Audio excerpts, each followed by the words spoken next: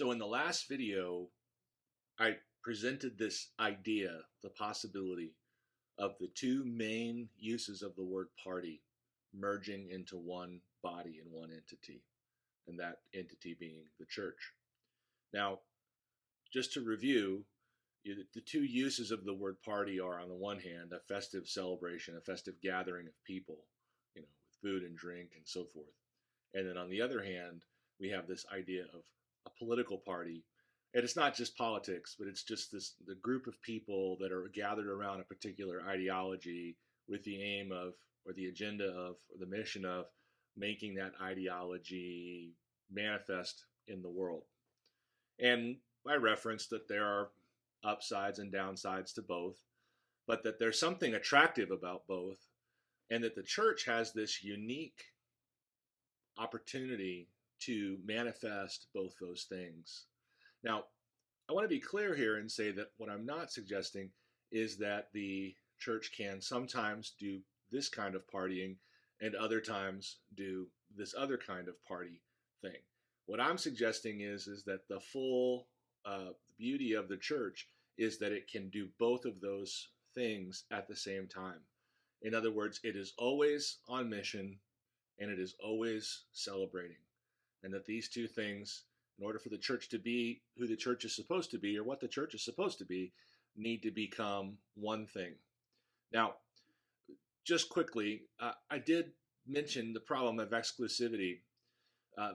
Some of you might be aware of a wonderful book that was written by Rosaria Butterfield a number of years ago, not that long ago, called The Gospel Comes with a House Key. And I found that book to be, wonderful. I thought it was an excellent book, and I thought it presented some of what I'm talking about very well. I found out later that there was actually a book written in criticism of Rosaria Butterfield's basic thesis. And the book that was written in criticism essentially suggests that Butterfield has, without knowing it perhaps, allowed her previous postmodern philosophies to merge into her understanding of hospitality. And in particular, this book, which criticizes Butterfield, says that she has been more influenced than she knows in defining hospitality by the postmodern view of hospitality, manifest or taught explicitly through Derrida, who was a postmodern philosopher. And Derrida's definition of philosophy excludes any possibility of condition. It is not hospitality unless it is purely unconditional.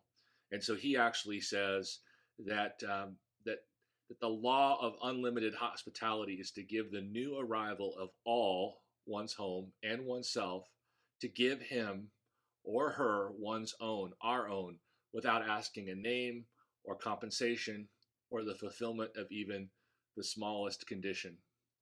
But of course, if you think about these two meanings of party, you realize that that's just not how either use of the word works. There's always at least some minimal requirement given to those who attend the party, let alone those two who are members of an ideological party.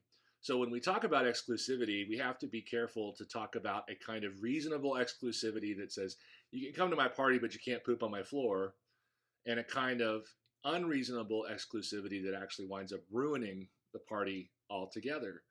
And the same is true of this other meaning. We have to be careful not to make the party of mission, so on and so forth, exclusive beyond that which it ought to be made exclusive. And so that'll be something that I think we'll probably deal with later, but I did want to just qualify the kind of exclusivity I'm thinking about as a negative has to do with a sinful exclusivity, not a biblical exclusivity. It is not the absolute reduction or removal of all expectations from individuals. That's not what this is about. We'll talk next time about Jesus's partying with tax collectors and sinners and think further about this idea.